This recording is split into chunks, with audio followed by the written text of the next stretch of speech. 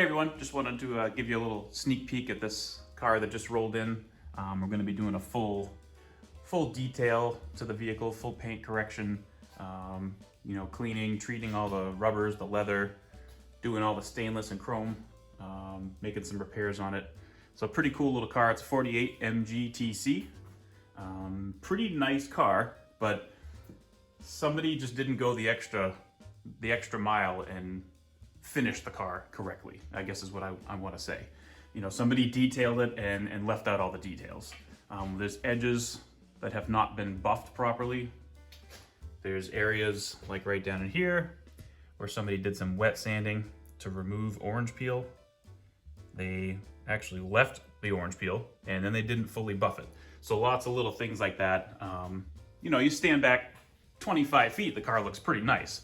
But when you get up close to it, these are all the little things that most people skip over, and those are the things that we don't skip over here.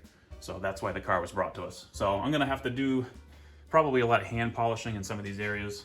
This big sweeping fender down into the hood side, I'm probably gonna have to pull the hood up or remove the hood side to get in there and polish that properly.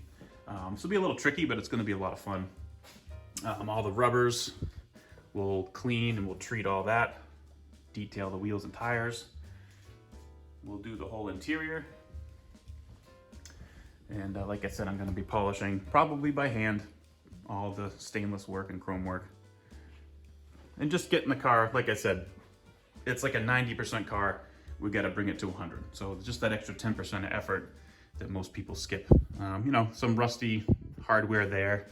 You probably won't see that when it's on the ground, but we'll pull those off and get those changed over.